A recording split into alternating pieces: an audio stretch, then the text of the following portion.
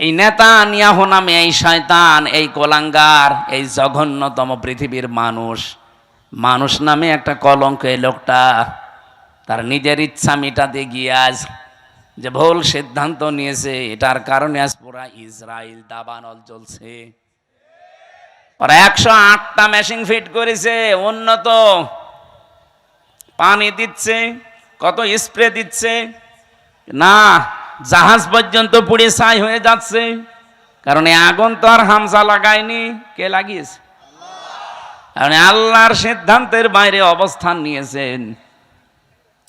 বারবার পৃথিবীর মানুষ সতর্ক করেছিল যে এদেরকে থামান, নিজেদের যা আছে অতটুকু নিয়ে থাকেন না, ওরা সব দখল করে নিজের আয়ত্তে নিয়ে নেবে। বাংলাদেশ সহ বিশ্বের দিকে তাকান, আজ কত মানুষ যেটা তার না জোর করে নিজের আয়ত্তে নিয়ে নিচ্ছে। এই যে ইসরায়েল, বলেন তো 1940 সালে তাদেরকে থাকতে দিয়েছিল খালি গায়ে খালি পায়ে। এই শয়তানরা সারা দুনিয়ার কেউ তাদের ন্যায় নিয়ে ইহুদিদের, আমরা যেমন আজ রোহিঙ্গাদের থাকতে দিয়েছি দয়া করে মানবতার খাতিরে, এরা 1940 সালে এদের খালি গায়ে খালি পায়ে থাকতে দিয়েছিল। অথচ শয়তানরা এখন তাদেরকে বাড়ি ঘর থেকে উৎখাত করে দখল করে নিচ্ছে। এ কথা বলছে না কেন? এখান থেকে একটা কথা আছে কোরআনে সূরা ইউনূসের 99-100 নম্বর আয়াতে, ওয়ায়াজআলুর রিজসা আলাল্লাযীনা লা ইয়াকিলুন। কোন মানুষ যদি তার বিবেক জ্ঞান অনুযায়ী সিদ্ধান্ত নিতে না পারে, বিবেক অনুযায়ী যদি এই লোকটা কাজ না করে, তাহলে ভুল সিদ্ধান্ত তার উপরে আল্লাহ চাপিয়ে দেয়। ঠিক এই সিস্টেম এখন চালু করেছে ওর আর এক ভাই, এ নরেন্দ্র মোদী। আমাদের বাপ দাদাদের দেওয়া হাজার হাজার বিঘা জমি জায়গা, যেগুলো মসজিদ, মাদ্রাসা, খানকা, ঈদগাহ, গোরস্থানের জন্য ওয়াকফ করা ছিল, ওই শয়তানরা এখন এসে ওইগুলো সব একটা অবৈধ আইন পাশ করে সব দখল করে ভেঙ্গে গুড়িয়ে দিচ্ছে। গোবিন্দ পরামানিক গত পরশুদিন দেখবেন একটা লাইভ করেছে, হিন্দু মহাজোটের মহাসচিব এই লোকটা গোবিন্দ চন্দ্র পরামানিক। উনি লাইভে বলছিল যে এই মোদী নামে এই মাতালটাকে হিন্দু সম্প্রদায় যারা পৃথিবীতে আছেন তারা একে থামান। এই মাতাল যা করছে পৃথিবী বসবাসের অযোগ্য হয়ে যাচ্ছে। অলরেডি ভারতে দাঙ্গা লাগিয়ে দিয়েছে। কি কথা বলছেন এখন?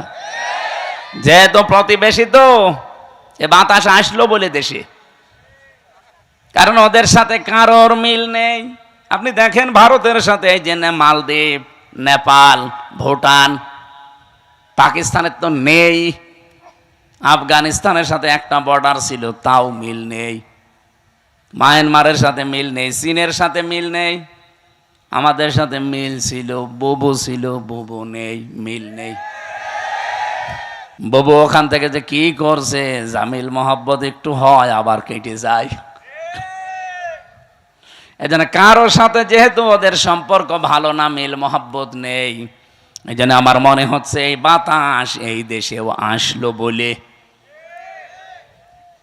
হযরতে আবু যর রাদিয়াল্লাহু তাআলা আনহু থেকে বর্ণিত, বিশ্বনবী মুহাম্মদুর রাসূলুল্লাহ সাল্লাল্লাহু আলাইহি ওয়াসাল্লাম দ্বার্থহীন কণ্ঠে তিনি জানিয়েছেন, মানিদ্দাআ মা লাইসা লাহু, এই জিনিস তোমার না, ওইটার কাছে রেখে দাও।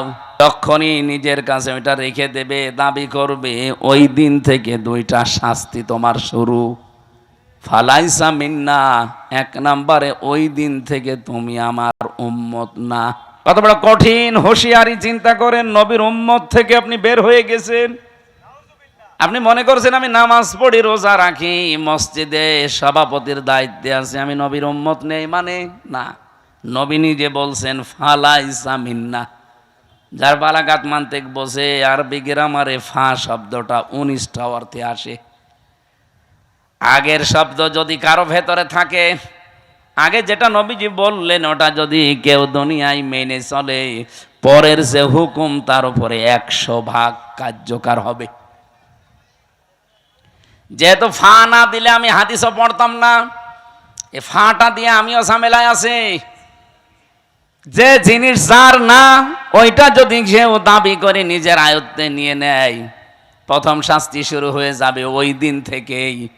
সে আর নবীর উম্মত থাকবে না।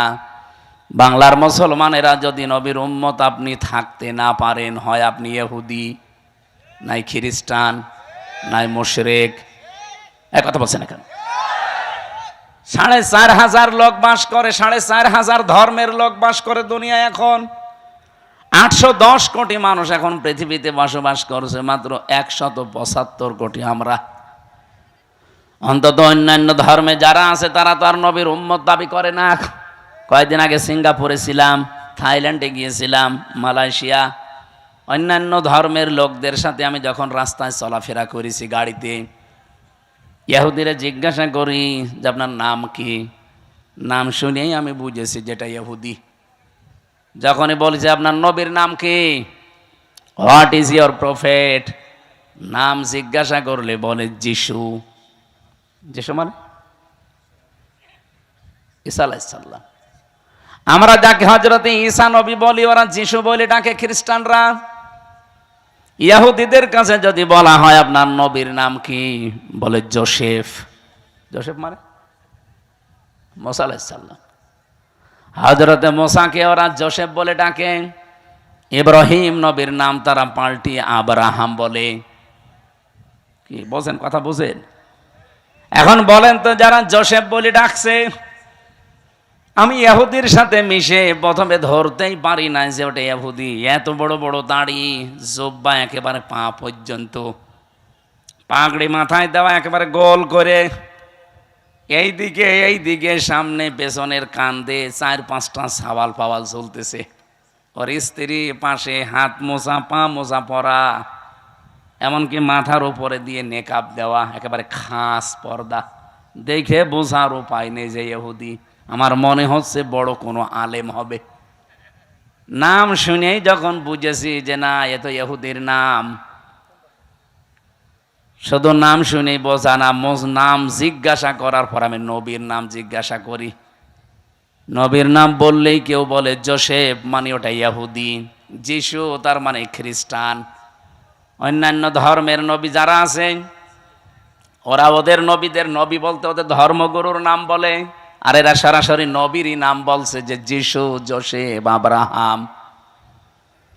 ডেভিড বলে ডাকে দাউদ নবীকে তারা, ডেভিড।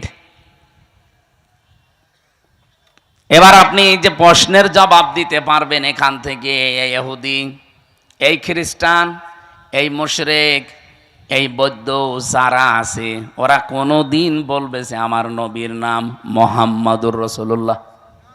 বলেন বলেন।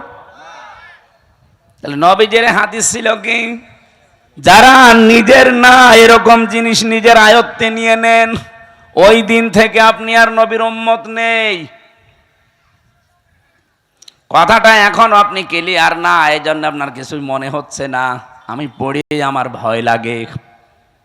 2 নাম্বারটা তো আরো কঠিন, বলে তাবাওয়া মাকআদাহু মিনান নার, সে যেন জাহান্নামে নিজের একটা স্থান তৈরি করে নিল। পৃথিবীতে আপনি এখন 6 জনের নাম পাবেন, যে নাম শুনলে তামাম দুনিয়ার, সে যেই হোক, ধর্ম তার আলাদা থাকতে পারে, ও ঘৃণার চোখে দেখবে তার নামটা। 3 জন পর পর আমরা ইহুদির নাম পেয়েছি। হিটলার একে মুসলমান না খ্রিস্টান? খ্রিস্টান ছিল। এখন এই যেটা চলছে নেতানিয়াহু, 3 নম্বরে আমাদের প্রতিবেশী মোদি, 4 নম্বরে যেটা পালিয়েছে আমাদের এইটা। এই নামগুলো ঘৃণিত করে দিয়েছে কেন? কারণ সম্মান মর্যাদা যার ভেতরে, এদের ভেতরে এই জিনিসগুলো নেই। আল্লাহ মর্যাদা রেখেছে, ইয়ারফাউল্লাহুল্লাযীনা আমানু মিনকুম ওয়াল্লাযীনা উতুল ইলমা দারাজাত। এই পৃথিবীতে যারা ঈমান আনার পরে তাদের যোগ্যতা, জ্ঞান, এগুলো অনুযায়ী টিকে থাকতে পারে, আমল করা মানে কাজ করা, টিকে থাকা, আল্লাহ বলেন এই মানুষগুলো দিন যত যাবে তার মর্যাদা তত বাড়তে থাকবে। এই জন্য ইয়ারফা, এটা মজারে, বর্তমান ভবিষ্যৎ, প্রেজেন্ট ফিউচার। সম্মান মর্যাদা ইজ্জত আল্লাহ কোথায় রেখেছে আমরা আন্দাজে অন্য জায়গায় তালাশ করি। সম্মান মানুষ পাবে ঈমান আনলে, সম্মান মানুষ পাবে তার জ্ঞান অনুযায়ী, যোগ্যতা অনুযায়ী কাজ করে। আমরা কি